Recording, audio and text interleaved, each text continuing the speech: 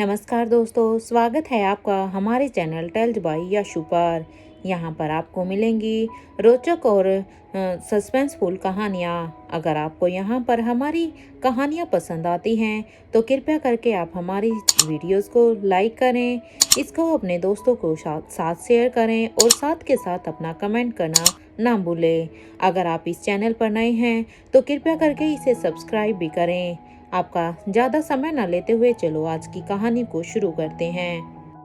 पिछले एपिसोड में हम सब ने देखा था कि कविनालिशा ने यहाँ पर देवराज गुलेरिया के ऊपर एक जोर का अटैक करते हुए उसके ऊपर अब अपनी जीत हासिल कर ली थी और अब वो उसे उसी कमरे में फिर से ले जाकर कैद कर देती है। और यहाँ पर जब ये सभी अभी नीचे एक दूसरे से पूछ रहे थे कि आखिर वो आदमी कौन था जो यहाँ पर इस तरह से शारदा को मारने की बातें कर रहा था और उसके ऊपर अटैक कर रहा था, तो उनकी इन सब बातों को सुनकर अब उन्हें एक जोरदार आवाज़ सुनाई देती है कि आखिर जब सबका उस रूम में जाना मना था तो क्यों तो राजलक्ष्मी वहां तक कैसे पहुंच गई। इस बात को सुनकर अब सभी अपनी नजरों को नीचे झुका लेते हैं। अब यहाँ पर फिर से मयूर हिम्मत करते हुए कहता है कि कौन है वो आदमी। अब यहाँ पर ये बात सुनते ही अब शारदा जवाब देती है, कोई नहीं, बस वो दुश्मन है और उसके बारे में करण साहब ही आप सबको कुछ बता सकते हैं। शारदा की ये बात सुनते ही अब आकाश गुलेरिया कहता है, मैं गुलेरिया हाउस का हेड हूँ और मैं एक हेड होने के नाते अब सबकी सेफ्टी को मद्देनजर रखते हुए अब मैं सभी से ही ये कहता हूँ कि आज जो भी हुआ वो दोबारा से रिपीट ना हो। आज के बाद कोई भी उस रूम में नहीं जाएगा, क्योंकि अगर पापा का ये डिसीजन था कि उस रूम में कोई नहीं जाएगा तो अब कोई भी नहीं जाएगा, क्योंकि अगर फिर से किसी ने उस रूम में जाने की कोशिश की तो फिर से ऐसा ही कोई अंजाम हम सबको भुगतना पड़ सकता है और उसके लिए तो फिर हमें कोई बचाने भी नहीं आएगा। आकाश की इस बात को सुनकर अब ओमकार कहता है, हम में से तो कोई भी लेकिन उस रूम में गया ही नहीं है ना भैया। अब ओमकार की ये बात सुनते ही अब राजलक्ष्मी कहती है, मैं उस रूम में गई थी और शायद मुझे वहां पर नहीं जाना चाहिए था। ये मेरी गलती है, क्योंकि ये जो कुछ भी आज हुआ है वो मेरी ही वजह से हुआ है। अगर मैं वहां पर नहीं जाती तो वो इस तरह से वहां से निकल कर नहीं आता। इधर राजलक्ष्मी अब ये बड़े ही पश्चाताप के साथ कह रही थी। राजलक्ष्मी की ये बात सुनते ही अब कविनालिशा कहती है, आपकी गलती, आपको पता है आपकी गलती सबके लिए उनकी मौत का कारण भी बन सकती थी, क्योंकि आज होने को कुछ भी हो सकता था। देखा था ना आपने उसकी आंखों में किस तरह से खून सवार था। अरे वो पल भर में ही पूरे के पूरे गुलेरिया परिवार को खत्म कर देता। तो बताइए, क्या आप उन सब की जिम्मेदारी लेती? अगर यहाँ पर किसी की भी मौत हो जाती, किसी को भी कुछ होता तो क्या आप जिम्मेदारी ले लेती या आप उन्हें वापस ले आती? आलिशा ने यहाँ पर ये बात अब बड़े ही गुस्से के साथ कही थी। इधर आलिशा की ये बात सुनते ही अब मयूर भी कहता है, तुमने ये सब क्यों किया राजलक्ष्मी? क्या सोचकर तुमने ये कदम उठा लिया? अरे क्या चल रहा था तुम्हारे दिमाग में? राजलक्ष्मी देखो, अगर तुम्हारे दिमाग में कोई बात आई भी थी, तुम्हें जिज्ञासा हुई भी थी उस कमरे में जाने की, तो कम से कम एक बार मुझसे तो बात करनी चाहिए थी ना। अरे मुझसे तो एक बार कह देती। इस बात पर अब यहाँ पर राजलक्ष्मी कहती है, अब मुझे माफ कर दीजिए। और अब वो यहाँ पर अब अपने दोनों को हाथों को जोड़ते हुए कहती है, मैं अपने किए के लिए आप सभी से माफ़ी मांगती हूँ। मुझे नहीं पता था कि आखिर ये सब क्या हुआ अचानक से। और ये ऐसा सब कुछ हो जाएगा मुझे नहीं पता था, मुझे इसकी कोई भी आशंका नहीं थी। अब राजलक्ष्मी अपनी बात को आगे बढ़ाते हुए कहती है, सच में, क्योंकि मैं जब वहाँ पर गई थी तो मुझे वहाँ पर कुछ आवाज़ें आई और उन आवाज़ों को सुनकर मेरा मन कोई सही डिसीजन ले ही नहीं पा रहा था। और जब मेरे दिमाग ने कोई डिसीजन लिया तो मैंने सोचा कि मुझे एक बार उसी शख्स को देखना चाहिए जो वहां से बार बार निकलने की गुहार लगा रहा था। मुझे ये सब नहीं करना चाहिए था। इधर राजलक्ष्मी की ये बात सुनते ही अब सिद्धार्थ गुलेरिया कहता है, राजलक्ष्मी तुम्हारी ये गलती हम सभी पर बहुत ही भारी पड़ी है। देखो यहाँ पर प्रीति को, मयूर को, ओमकार को और मुझे देखो, हम सबको कितनी ही चोट आई है।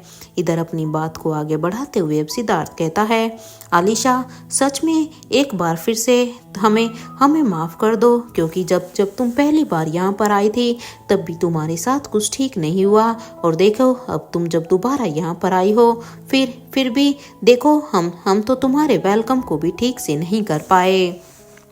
हमने तो सोचा था कि हम तुम्हारे वेलकम की पूरी अच्छे से प्रिपरेशन करेंगे ताकि तुम भी खुश हो। इधर सिद्धार्थ गुलेरिया की ये बात सुनते ही अब आलिशा कहती है, हमें ये वेलकम बहुत ही अच्छा लगा, जो वेलकम आज हमारा यहाँ पर हुआ। आलिशा की ये बात सुनते ही अब मयूर कहता है, तुम्हारी वो क्लोज सिक्योरिटी गार्ड कहाँ है आलिशा, जिसने यहाँ पर अभी सबको बचाया, उसे हम क्योंकि उसी ने तो हमारी हेल्प की है ना। इधर यहाँ पर मयूर की ये बात सुनते ही अब शारदा एकदम से ही कंफ्यूज हो जाती है, क्योंकि शारदा को मयूर की कही हुई ये बात बिल्कुल भी समझ नहीं आती। इसलिए शारदा एक बार मयूर को देखती है तो वो एक बार आलिशा को, और अभी वो यहाँ पर शारदा अपने सिर को खुजाते हुए ही अब आकाश गुलेरिया से कहती है, आकाश पापा ऊपर ऊपर तो बस, क्योंकि यहाँ पर ये शारदा ये कहना चाहती थी कि ऊपर तो बस आलिशा और वो ही गई थी, वहाँ पर कोई उसकी सिक्योरिटी गार्ड नहीं थी। लेकिन इससे पहले शारदा कुछ भी क्लियर कर पाती इससे पहले ही तभी अब आकाश गुलेरिया उसकी बात को समझ जाता है, और अब वो उसकी बात को वहीं पर रोकते हुए कहता है, शारदा आंटी वो अभी आप ऐसा कीजिए, आप किचन देख लीजिए। इधर ये सुनते ही अब शारदा भी समझ जाती है कि वो नहीं चाहते कि ये बात आगे बढ़े, इसलिए शारदा भी हाँ में अपना सिर हिलाती है और अब वो किचन की तरफ बढ़ जाती है। तो वहीं ओमकार अब कहता है, आकाश अब आप ही आलिशा दीदी को उनके रूम में लेकर जाओ, क्योंकि देखो हमारी तो अब हिम्मत ही नहीं हो रही है। सच में ऐसा लग रहा है हमारी तो सारी की सारी हड्डी पसलियाँ एक हो गई हैं। And all thanks to Rajlakshmi भाभी। ये सुनते ही अब राजलक्ष्मी समझ जाती है कि ओमकार उसे इस तरह से क्यों कह रहा है, क्योंकि ओमकार सीधे सीधे ये इशारा कर रहा था कि जो आज उनकी हड्डी पसलियाँ टूटी हैं वो राजलक्ष्मी भाभी की वजह से ही हुआ है। इसलिए उसकी बात को समझते हुए अब राजलक्ष्मी कहती है, I am so sorry Omkar. और ये कहते हुए वो सभी अब राजलक्ष्मी अब सभी को अपने हाथों से एग्जामिन करने लगती है। हालांकि डॉक्टर ने यहाँ पर इन सब को अच्छे से चेक कर लिया था। इधर आकाश अब आलिशा से कहता है, आलिशा चलो मैं तुम्हें तुम्हारा रूम दिखा देता हूँ। अब आकाश की इस बात को सुनकर अब कविन आलिशा कहती है, रहने दो आकाश, इसकी कोई भी ज़रूरत नहीं है, क्योंकि हम यहाँ पर ज़्यादा देर नहीं रुकने वाले हैं, इसलिए हमें यहाँ पर रूम की ज़रूरत नहीं है। वैसे भी हम यहाँ से जाना ही चाहेंगे, हमें तो बस क्योंकि हमें पेरिस भी तो जाना है ना। अब यहाँ पर आलिशा ने इतना कहा ही था, तभी उनकी बात को सुनकर अब श्रेया कहती है, ये क्या बात हुई, अरे कम से कम डिनर तक तो रुक जाओ, देखो साथ में सब डिनर करते हैं। श्रेया की इस बात को सुनते ही अब आलिशा कहती है, डिनर तो हमें पेरिस जाकर ही करना है, क्योंकि हम इस तरह से वहाँ पर सब कुछ नहीं छोड़ सकते। आप सबसे हम मिल लिए, हमारे लिए इतना ही काफ़ी है। अब उसकी ये बात सुनते ही अब नंदिनी कहती है, प्लीज़ थोड़ी देर तो रुक जाओ। अब नंदिनी की इस बात पर अब आलिशा कहती है, अभी के लिए तो हम रुके ही हुए हैं, लेकिन हाँ हम तब तक यहाँ पर रुक सकते हैं जब तक मल्होत्रा फार्मेसी से जो सैंपल हमें उन मेडिसिन का चाहिए है, जब तक वो सैंपल यहाँ पर नहीं आ जाता। आलिशा की ये बात सुनते ही अब श्रेया कहती है, मैं बस अभी श्वेता को कॉल करती हूँ और उससे बात करती हूँ कि वो सैंपल को थोड़ा लेट भेजे, क्योंकि अगर यही बात है तो फिर तो अगर सैंपल लेट आएगा तो तब तक आप हम सब के साथ यहाँ पर अपना टाइम स्पेंड कर सकती हैं। जैसे ही श्रेया ने ये बात कही तो श्रेया की ये बात सुनते ही वहाँ पर अब सभी के ही चेहरे पर एक स्माइल आ जाती है। जहाँ एक तरफ अभी गुलेरिया हाउस में सब कुछ एक तूफान के बाद नॉर्मल हो गया था, तो इधर दूसरी तरफ भीमेश्वरी गांव में अब यहाँ पर सभी अनंता के घर पर ही थे कि तभी अब सामने से छोटे छोटे इंसेक्ट्स अब उनके पास आ रहे थे। उन सभी इंसेक्ट्स को देखकर अब अनिका कहती है, हमें केयरफुल रहना होगा, ये ठीक नहीं है जिस तरह से ये इंसेक्ट्स अभी अचानक से यहाँ पर आए। अनिका की ये बात सुनते ही अब यहाँ पर महेंद्र पीरामल कहते हैं, लेकिन हम यहाँ पर केयरफुल कैसे रहेंगे। क्योंकि यहाँ पर अब हर जगह छोटे छोटे चैलेंजेस नज़र ही आ रहे हैं। इससे पहले कि वो यहाँ पर कुछ सोच पाते कि तभी उन्होंने देखा कि बूढ़ी अम्मा तो वहाँ पर बेहोश हो जाती है। तो वहीं एक एक करके अब उन इंसेक्ट्स के आने से वहाँ पर सभी धीरे धीरे से बेहोश हो जाते हैं। और इधर अनिका अब अपने आसपास किसी पंछी को ढूंढने लगती है ताकि वो यहाँ की सारी सिचुएशन को रोहित या फिर अपनी माँ तक पहुँचा सके। लेकिन इससे पहले कि यहाँ पर अनिका अपनी हेल्प के लिए कुछ भी कर पाती कि तभी अब अनिका भी खुद यहाँ पर बेहोश हो जाती है, क्योंकि यहाँ पर जरूर इन इंसेक्ट्स की वजह से ही कुछ हुआ था। इधर कुछ देर के बाद अब जैसे ही ये सभी बेहोश होते हैं तो इन सब के बेहोश होने के बाद वहाँ पर कुछ लोग आते हैं और वो सभी अब उन लोगों को उठाकर किसी दूसरी लोकेशन की तरफ लेकर जाने लगते हैं। जहाँ पर एक तरफ इन सभी को उठा लिया गया था तो दूसरी तरफ इधर शिव मंदिर में अपनी ही सोच में यहाँ पर राजीव पीरामल सिर्फ उस कुंड को ही देख रहे थे, क्योंकि उन्हें देखकर ऐसा लग रहा था जैसे इस कुंड को देखकर वो कुछ सोच रहे हैं। और वो अब अपने मन में सोचते हैं कि इस कुंड का राज किसी को भी पता नहीं चलना चाहिए, वरना मेरा बना बनाया सारा का सारा खेल बिगड़ जाएगा। मैं इस तरह से अपने इतने सालों की मेहनत को इस तरह से तो बर्बाद नहीं होने दे सकता ना।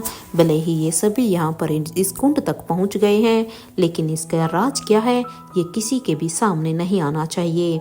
बस एक बार मुझे वो केमिकल मिल जाए फिर तो उस केमिकल को मैं इस कुंड में डाल दूंगा और उसके बाद मैं इस दुनिया का राजा रहूंगा। फिर मुझे कोई भी नहीं मार सकता और मुझे कोई भी मेरे मकसद को पूरा करने से नहीं रोक सकता। बस इंतजार है तो उस केमिकल का। वैसे वो मैप कहाँ गया? उस बुढ़िया ने कहाँ रखा होगा वो मैप? ये कहते हुए ही राजेश्वर पीरामल अब उस कुंड में अब अपना हाथ डाल देते हैं और यहाँ पर अब वो अपना हाथ डालते हैं और साथ में अब उस कुंड से अब जब वो अपना हाथ निकालते हैं तो वो अब अपने हाथ को देखते हैं तो यहाँ पर उसके हाथ में अब एक मास्क मिलता है। तो अब वो उस मास्क को अपने चेहरे पर लगा लेते हैं। उस मास्क को अब अपने चेहरे पर लगा लेने के बाद अब यहाँ पर राजेश्वर पीरामल अब उस शिव मंदिर से बाहर निकलकर जंगल की तरफ जाने लगते हैं। यहाँ पर जब वो जंगल से बाहर निकल रहे थे तो वहीं दूसरी तरफ जंगल में बने खुफिया गुफा के अंदर बने एक रूम में उन लोगों को यहाँ पर अब राजेश्वर पीरामल के आदमियों ने बांध कर रखा हुआ था और वहाँ उन लोगों पर वो नज़र बनाए हुए थे कि इनमें से होश आने के बाद कोई भी यहाँ से बच कर ना निकल पाए। इधर कुछ देर के इंतजार के बाद जब वहाँ पर सर जी आ जाते हैं तो अब वो अपने आदमियों से कहते हैं इनका वीडियो बनाओ और हाँ, इनका अच्छे से वीडियो बनाने के बाद इसे रानी साहिबा को भेज देना। अब की बार मैं भी देखता हूँ कि रानी साहिबा कैसे मजबूर नहीं होगी उस नए किंग को उस नए किंग से बात करने के लिए। और हाँ, ध्यान रहे इन सब के चेहरे अच्छी तरह से वीडियो में दिखने चाहिए। ये कहते हुए ही सर जी अब वहाँ से जाने लगते हैं और ये इधर दूसरे रूम में जाकर अब वो अपने आप से कहते हैं अब मेरे वो 4 लोग बहुत जल्द मेरे पास आ जाएंगे, क्योंकि अब जो मैं चाहता था वो मैंने कर दिया है। अब मैं किंग को अपने वश में कर लूँगा और मैं भी देखता हूँ कि वो किंग कैसे मेरे आदमियों को नहीं छोड़ेगा। और मेरे उन लोगों का जवाब तो खुद उस नए किंग के पास होगा ही नहीं, क्योंकि मेरे वो 4 लोग इतने ताकतवर हैं कि उनसे तो फिर वो किंग भी नहीं बच पाएगा।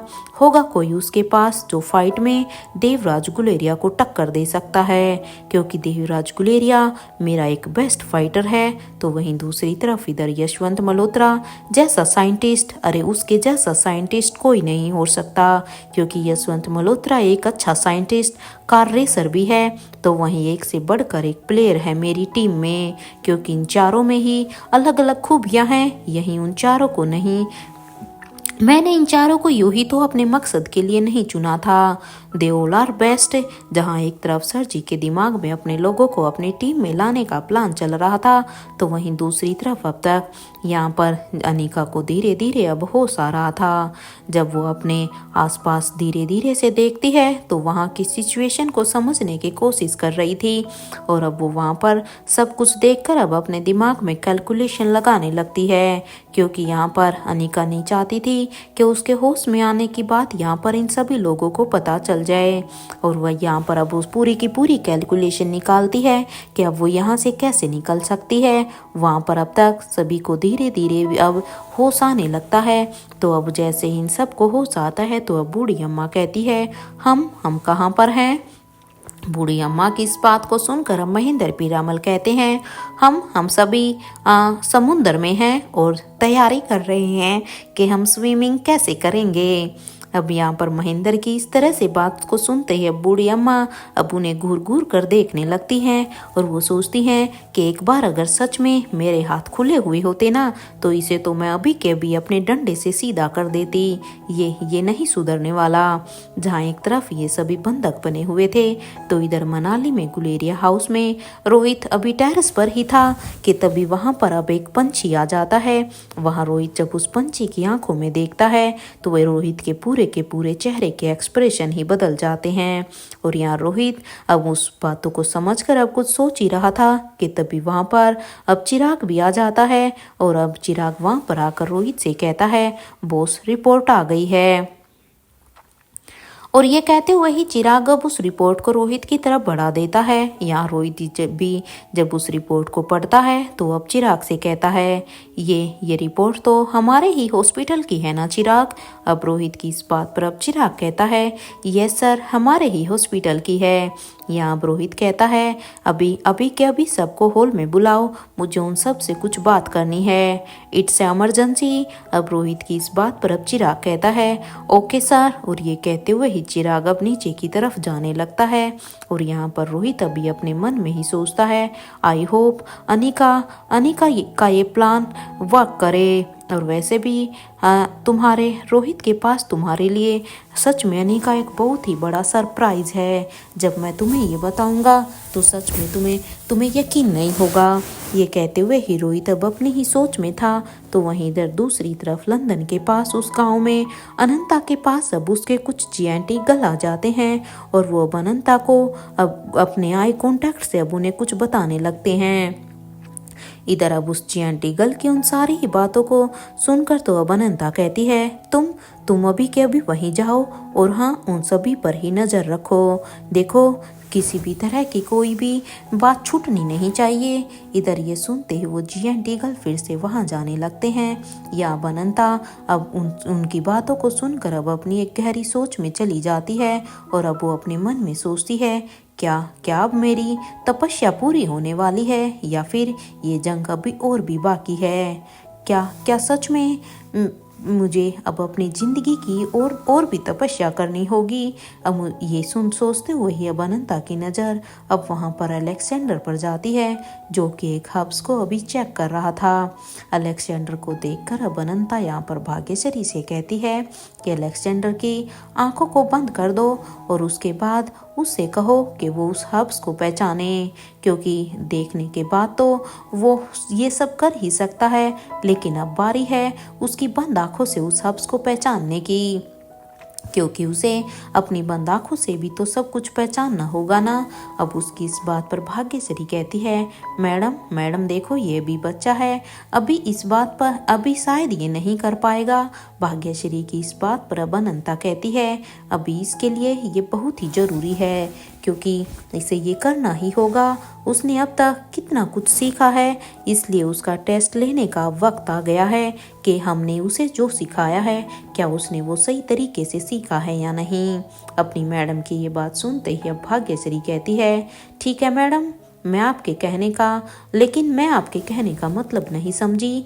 अब भाग्यश्री की इस बात पर अनंता कहती है, भाग्यश्री बहुत जल्द ही समझ जाओगी, अभी जो मैं कह रही हूँ बस वही करो। अब इस बात पर और इस बार अनिका और रोहित के सामने पापा के ट्रेन किए हुए फाइटर्स होंगे। इस जंग में उन्हें बलबीर और सुखबीर की मदद लेनी चाहिए। उम्मीद करती हूँ कि ये बात उनके दिमाग में स्ट्राइक कर जाए। अब अनिका और रोहित को पता चलेगा कि आखिर क्यों हम सभी को मौत का नाटक करके छुप कर अपने परिवार को प्रोटेक्ट करना पड़ा था, क्योंकि हमारी भी अपनी लाइफ थी, हम भी अपनी लाइफ को खुले से जी सकते थे, लेकिन हम मजबूर थे अपनी लाइफ को इस तरह से खुले में जीने के लिए। हम सबको मरने का नाटक करना पड़ा और पीछे से अपने परिवार को प्रोटेक्ट करते रहे। लेकिन अब समय आ गया है। अब यहाँ पर अपनी मैडम की ये बात सुनते ही अब भाग्यश्री कहती है, मैडम सब ठीक हो जाएगा, आप चिंता मत कीजिए। इस बात पर अब अनंता कहती है, हाँ भाग्यश्री, अब सब ठीक होना ही चाहिए, क्योंकि हमारे इतने सालों की तपस्या ऐसे व्यर्थ तो नहीं जा सकती ना। इस बार बुराई नहीं जीतनी चाहिए, क्योंकि इस बार हर हाल में अच्छाई की जीत होनी चाहिए। इधर उसकी ये बात सुनते ही अब भाग्यश्री कहती है, मैडम उनके पास खोने के लिए कुछ भी नहीं है, लेकिन हमारे पास तो हमारा परिवार है ना, क्योंकि उनका अगर वो इसीलिए ही इतने ताकतवर होते जा रहे हैं ना, क्योंकि परिवार के नाम पर उनके पास कुछ भी नहीं है और वो हमारे परिवार को हमारी कमजोरी समझ रहे हैं इस बात पर। लेकिन हाँ, इस बार सब कुछ ठीक होगा। महारानी तय करेगी कि उनको सर्जी का क्या करना है। अब भाग्यश्री की इस बात पर अब अनंता कहती है, अब वक्त आ गया है कि लोग इस महारानी की ताकत को देखेंगे, क्योंकि अब वक्त भी आ गया है और अब सर्जी को भी पता लगना बहुत ही जरूरी है। ये सुनते ही अब भाग्यश्री कहती है, मैडम ऐसा क्या होने वाला है कि महारानी सामने आएगी? क्या सच में ऐसा कुछ होएगा? अब भाग्यश्री की अब इस बात पर अब यहाँ पर अनंता कहती है, एक बहुत बड़ा सच। ये कहते हुए ही अनंता बिल्कुल ही शांत हो जाती है और वो अब अपने मन में सोचती है, महादेव प्लीज मेरे बच्चों को कुछ नहीं होना चाहिए। इस जंग में मुझे मेरे बच्चे सुरक्षित चाहिए। जहाँ एक तरफ अनंता को भाग्यश्री गांव की खबर, एक तरफ जहाँ पर अनंता को भीमेश्वरी गांव की सारी खबर मिल गई थी, क्योंकि भाग्यश्री के जियांट ईगल की नज़र वहाँ पर उस गांव में थी, इसलिए उन्होंने ही आकर यहाँ पर उन्हें सारी की सारी अपडेट दे दी थी। तो वहीं दूसरी तरफ इधर बूढ़े किंग के पैलेस में एक पंछी अभी उनकी बालकनी में आकर बैठ जाता है। तो वहीं किंग अभी उसी पंछी को ही देखते हैं। यहाँ किंग अभी अपने दिमाग में कुछ प्लान करने लगते हैं, क्योंकि अब तक किंग ने भी उस पंछी के द्वारा सारी ही बातों को समझ लिया था। कुछ देर के बाद अभी यहाँ पर वो अपने रूम से बाहर निकलकर अब सीधे ही आयशा मारवा के रूम की तरफ जाने लगते हैं। कुछ देर की वॉकिंग डिस्टेंस के बाद किंग जब आयशा मारवा के रूम के सामने आकर दरवाजे को नॉक करने लगते हैं, तो यहाँ पर कुछ ही देर के बाद जब सामने से दरवाजा खुला तो सामने आयशा को देखकर अब किंग कहते हैं, मुझे कुछ जरूरी बात करनी है आपसे।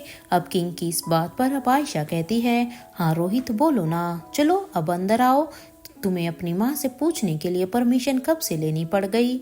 इधर आयशा की ये बात सुनते ही अब किंग अंदर आ जाते हैं और अब वो दरवाजे को बंद करते हुए ही कहते हैं, ये नताशा कौन है? इधर रोहित, क्योंकि यहाँ पर आयशा किंग को रोहित ही समझ रही थी, इसलिए रोहित के मुंह से ये सुनते ही अब आयशा के चेहरे पर से उसके एक्सप्रेशन एकदम से ही बदल जाते हैं और अब वो किंग से नजरों को छुपा कर कहती है, तुम ये क्यों कह रही हो रोहित? अब आयशा की इस बात पर किंग कहते हैं, मैंने कोई गलत सवाल कर लिया है क्या? अरे मैं आपसे कुछ पूछ रहा हूँ। किंग की ये बात सुनते ही अब आयशा कहती है, तुम अभी छोटे हो, इसलिए ये बात जानना तुम्हारे लिए जरूरी नहीं है। आयशा की ये बात सुनते ही अब किंग कहते हैं, मैं इतना भी छोटा नहीं हूँ कि मैं अपनी बात को समझ नहीं पाऊंगा। यहाँ आयशा भी किंग के मुंह से नताशा का नाम सुनकर एकदम से ही परेशान हो जाती है, क्योंकि अभी भी आयशा मारवा तैयार नहीं थी नताशा के बारे में उसे कुछ भी बताने के लिए। इधर दूसरी तरफ रेखा मूर्ति, स्वाति मल्होत्रा और रिया, ये तीनों ही अभी राहुल के कॉन्सर्ट को वहां पर एंजॉय कर रहे थे।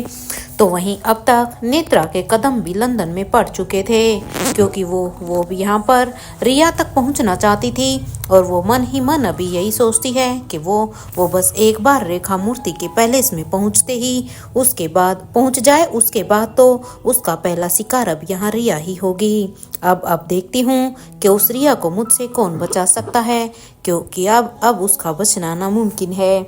जहाँ एक तरफ नेत्रा रेखा मूर्ति के पैलेस की तरफ जाने लगती है, तो वहीं इधर दूसरी तरफ रिया राहुल से मिलने के बाद अब वो अपनी नानी माँ और बड़ी मौसी के साथ गाड़ी में बैठकर वापिस से रेखा मूर्ति के घर की तरफ जाने लगती है। गाड़ी में बैठे हुए यहाँ पर रिया भी विंडो साइड बैठी हुई थी और विंडो के बाहर देख रही थी। अब विंडो के बाहर देखते हुए रिया भी यही सोचती है कि वो आखिर ऐसा क्या करे कि वो सुपर विलन से जीत जाए, क्योंकि भले ही वो एक बार उससे जीत चुकी है, लेकिन 24 घंटे के अंदर तो उसकी पावर फिर से उसे मिल गई। इसलिए अब उस पावर ने यहाँ पर रिया को दोबारा से परेशान कर दिया था। रिया भी यही सोचती है कि उसे कुछ ना कुछ तो ऐसा करना होगा जिससे कि उसकी पावर उसे दोबारा ना मिल पाए। इधर रिया को इस तरह से कुछ सोचता हुआ देखकर अब स्वाति मल्होत्रा रिया से कहती है, क्या हुआ है रिया, सब ठीक तो है ना। अब अपनी नानी माँ की इस बात पर अब रिया कहती है, नानी माँ, मैं बस उस गेम के बारे में सोच रही हूँ। मैं यही सोच रही हूँ कि मैं आखिर उस गेम को कैसे जीतूँ जिससे कि उस सुपर विलन की पावर भी उसे दोबारा ना मिले। लेकिन मुझे ये समझ में ही नहीं आ रहा। रिया की इस बात को सुनकर अब रेखा मूर्ति भी कहती है, रिया तुम परेशान मत हो, देखो मुझे पूरा विश्वास है कि एक दिन तुम जरूर उस गेम को जीत जाओगी। इधर अब रेखा मूर्ति की ये बात सुनते ही अब रिया कहती है, हाँ बड़ी बॉसी, वो तो मैं भी जानती हूँ। यहाँ पर अब स्वाति मल्होत्रा उनकी बातों को सुनकर कहती है, रिया चलो पेस्ट्री खाओगी, क्योंकि उससे तुम्हारा मूड भी थोड़ा सा ठीक हो जाएगा। अब उनकी इस बात पर रिया कहती है, हाँ मुझे खाना है। और वो सभी अभी अपनी गाड़ी से उतरकर अब वहाँ पर एक बेकरी में चले जाते हैं। और वहाँ जाने के बाद वो सभी अभी पेस्ट्री एंजॉय करने लगते हैं। तो वहीं नेत्रा इधर रेखा मूर्ति के पैलेस के सामने आ जाती है। वो वहीं पर देख रही थी कि तभी वो यहाँ पर अंदर जाने के बारे में ही सोच रही थी कि तभी यहाँ पर नेत्रा का फोन बजने लगता है। जैसे ही यहाँ पर नेत्रा ने स्क्रीन पर देखा तो यहाँ पर उसकी स्क्रीन पर उसे किंग का नंबर शो हो रहा था। किंग के नंबर को देखकर अब नेत्रा अब अपने मन में ही सोचती है, अब ये मिस्टर किंग को क्या हो गया है। अब उनकी ऐसी कौन सी डिमांड है जो अब मुझे पूरी करनी होगी। इस किंग का फ़ोन भी ऐसे टाइम पर आया है जब मैं अपने मकसद के बिल्कुल ही पास हूँ। यही सब सोचते हुए ही अब अपने दिमाग के घोड़ों को थामते हुए अब अपने दिमाग को शांत करने के बाद नेत्रा अब अपने फ़ोन को बड़े ही पेशेंटली उठाती है और उठाकर कहती है, हेलो। इधर सामने से अब नेत्रा को आवाज़ आती है, सॉरी मिस नेत्रा, अब आपको इंपीरियल ग्रुप से फंडिंग नहीं मिलेगी। मैं आपकी फंडिंग को रोक रहा हूँ। किंग की इस बात को सुनकर अब नेत्रा कहती है, लेकिन ऐसा क्यों कर रहे हैं आप ऐसा। अब मैंने ऐसा क्या कर दिया जो आप उस फंडिंग को रोक रहे हैं। आपकी दी हुई फंडिंग की वजह से ही तो मैं मारवा ग्रुप ऑफ कंपनी की CEO बनी हूँ, तो अब आप उस फंडिंग को क्यों रोकना चाहते हैं। नेत्रा की इस बात पर अब किंग कहते हैं कि आप सिर्फ नाम की ही CEO हैं, असल में मारवा ग्रुप ऑफ कंपनीज किंग की है। आपको तो बस दुनिया की नज़र में CEO बनाया गया है। और हाँ, एक बात और आपको मैं बता दूं कि कल कुछ इन्वेस्टर हैं जो मारवा ग्रुप ऑफ कंपनी में मीटिंग के लिए आ रहे हैं, इसलिए मैं चाहता हूं कि आप उस मीटिंग को खुद अटेंड करें, किसी और के भरोसे ना छोड़ें। ध्यान रहे नेत्रा कि अगर ये मीटिंग आपने अटेंड नहीं की ना तो ये डील आपके साथ हाथ से निकल जाएगी, और उसके बाद मैं क्या करूँगा यू नो वेरी वेल। क्योंकि अगर ये मीटिंग तुमने अटेंड नहीं की तो मारवा ग्रुप ऑफ कंपनीज को एक बहुत ही बड़ा लॉस होगा और वो मैं बर्दाश्त नहीं करूँगा। इसलिए तुम अच्छी तरह से जानती हो कि फिर मैं क्या कर सकता हूँ। ये कहते हुए ही किंग अब अपने फ़ोन को डिस्कनेक्ट कर देते हैं।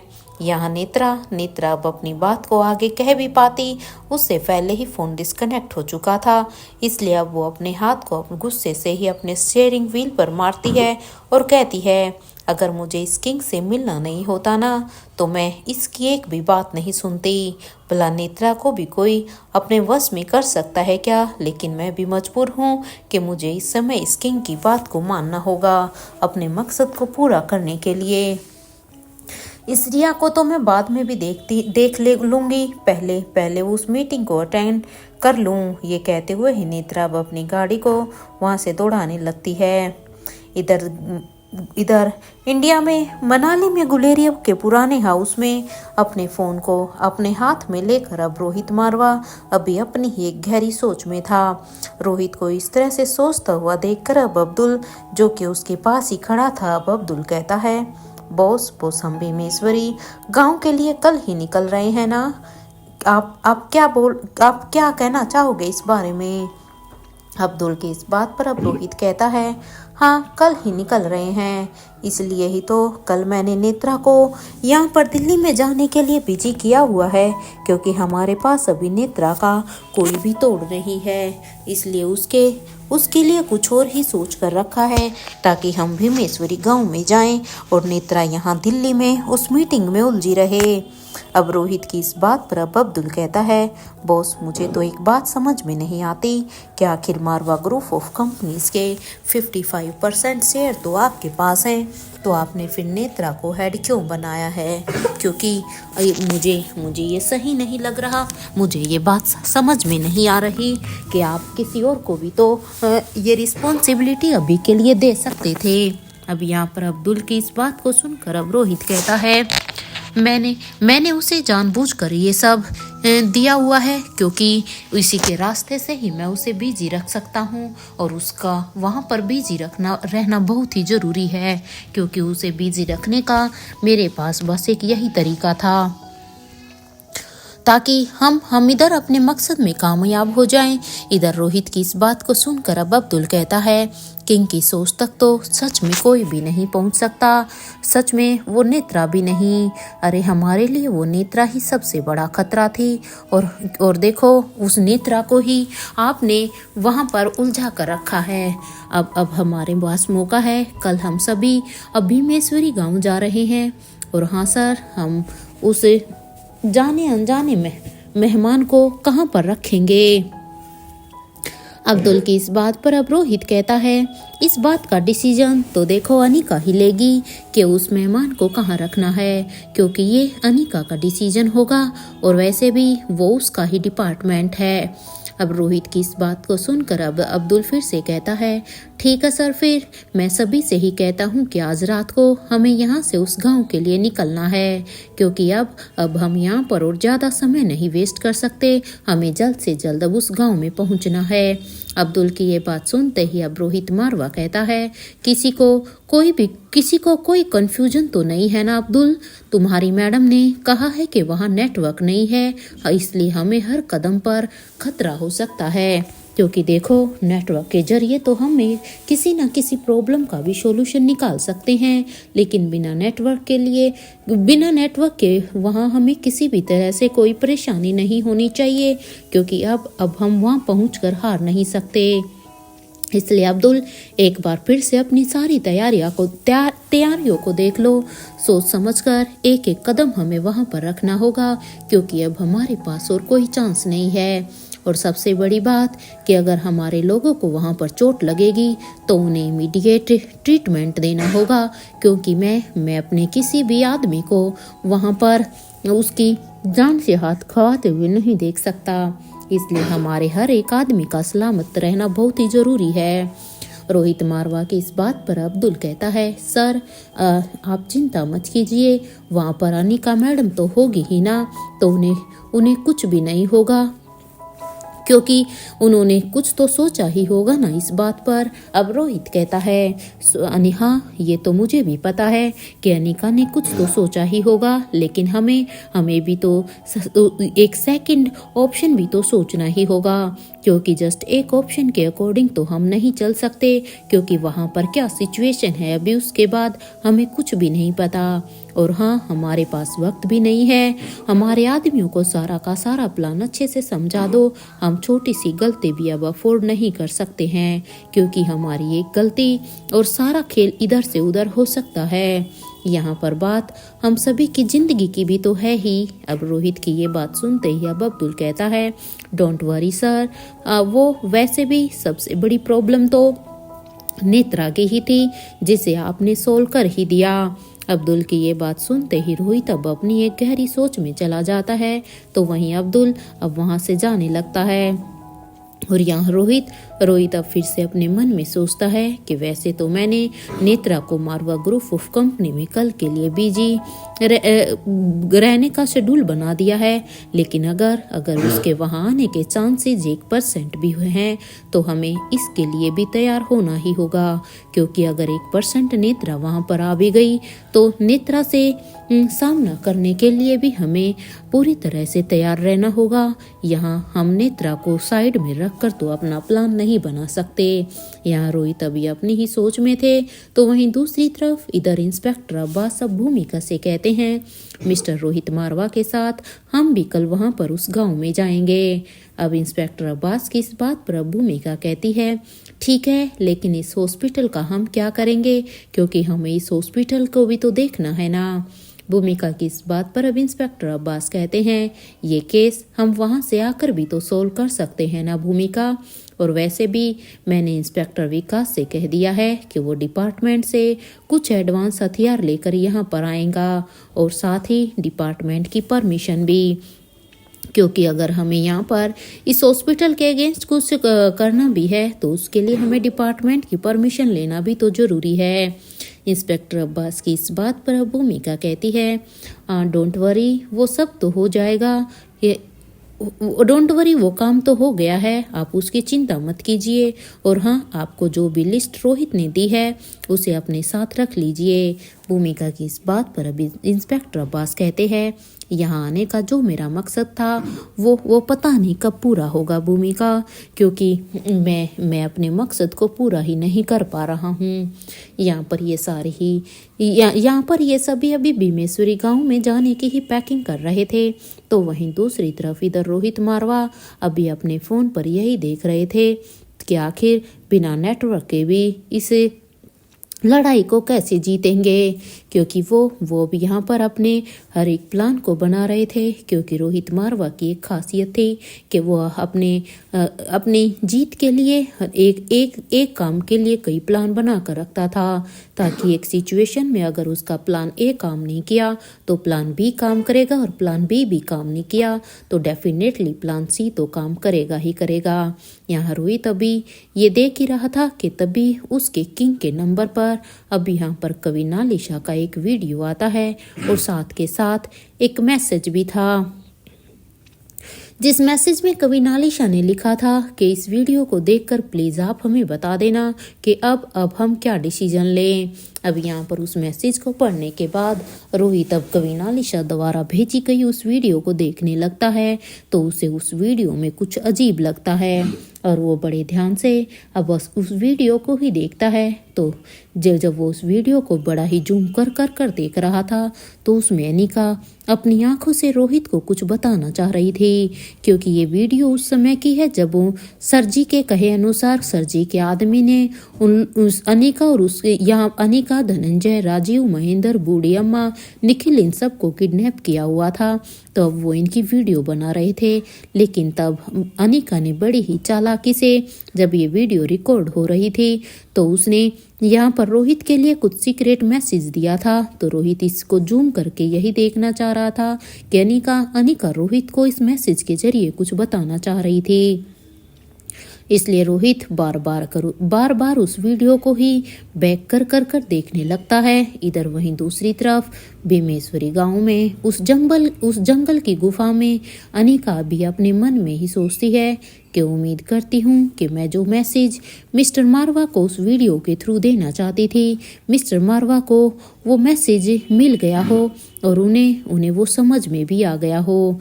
इस बार उन्हें हर तरीके से सोचना होगा, क्योंकि बिना प्लानिंग के यहाँ आना बिल्कुल भी सही नहीं होगा। यह अनिका अपने ही ख्यालों में थी। तभी अब अनिका के कानों में एक जोरदार आवाज आती है।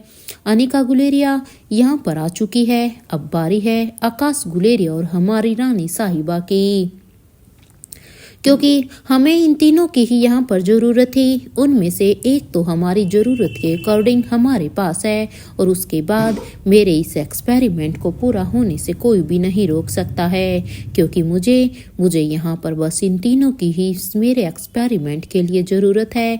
अब दुनिया देखेगी मेरे दिमाग की ताकत को। मैं भी फिर बता दूंगा कि आखिर मैं चीज़ क्या हूँ। या अनिका ये सारी ही बातें सुन रही थी, और इन सारी ही बातों को सुनकर अब अनिका अपने मन में कहती है, आखिर ये लोग करना क्या चाहते हैं? क्या चाहता है ये सर जी? इन्हें क्या ही मिल सकता है हम तीनों से? क्योंकि इन्होंने तो साफ साफ कहा है कि वो मुझे, आकाश और आलिशा को ही के द्वारा ही अपना एक्सपेरिमेंट को पूरा करना चाहता है। इधर अनिका अपने ख्यालों में ही थी। तभी उसे फिर से वही आवाज़ आती है, हेलो अनिका गुलेरिया, उम्मीद करता हूँ कि तुम यहाँ पर काफ़ी कंफर्टेबल हो। तुम्हें यहाँ पर किसी तरह का कोई तकलीफ तो नहीं हो रही है ना? देखो अनिका, तुम मेरे एक्सपेरिमेंट के लिए बहुत ही कीमती हो। इसलिए अगर तुम्हें यहाँ पर कोई भी परेशानी हो तो तुम बेझिझक कहना, और तुम चिंता मत करो, तुम्हें यहाँ पर कोई तकलीफ नहीं होगी। बस तुम्हें मेरे इस एक्सपेरिमेंट में मेरा साथ देना होगा।